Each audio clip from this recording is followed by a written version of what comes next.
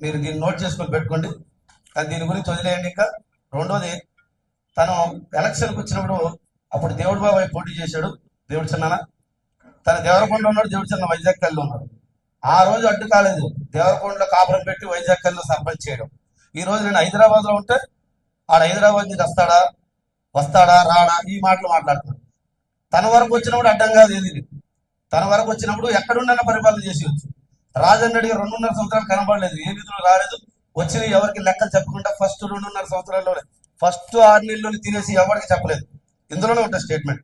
తర్వాత మాట్లాడతాను దీని గురించి, ఎలక్షన్ తర్వాత మాట్లాడదాం. ఇప్పుడు ఎవరికి చెప్పాల్సిన అవసరం లేదు. తర్వాత మీరే చూస్తారు ఏం చేశారో ఏం జరిగిందని. అది చెప్తున్నాను. అంటే తన వరకు అయితే దేవరకొండ నుంచి పరిపాలన చేయొచ్చు, నా వరకు రాగాలి ఏదో ఒకటి అబాండ వేయాలని చెప్పి హైదరాబాద్ లో ఉంటాడు, వీడేం పరిపాలన చేస్తాడు. నేను చెప్తున్నాను, ఇదే వైజాగ్ కాలనీకి తను ఎంతకాలం తిరిగాడు, తను ఎంతగానో చేశాడు, అంతకంటే ఎక్కువే చేస్తానని మాటిస్తున్నా. అతను వైజాగ్ కాలనీకి 9 గంటలకు లేచి వెళ్ళాలేమో, నేను 7:30కు లేస్తాను. 7 గంటన్నరలో దేవరకొండలో ఉంటాను నేను కూడా. తనకంటే ఎంత ముందు లేగల, 1 గంటన్నర ముందు లేవాలి నాకు పని. అంటే పెద్ద పని ఏం కాదు, అర్థం చేసుకోండి. ఇది ఒక మాట చెప్తున్నాను.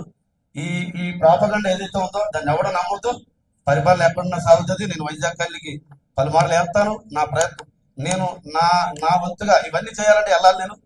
నేను ఏదైతే హామీలు ఇచ్చానో వెళ్ళాలా, దగ్గర ఉండాలి.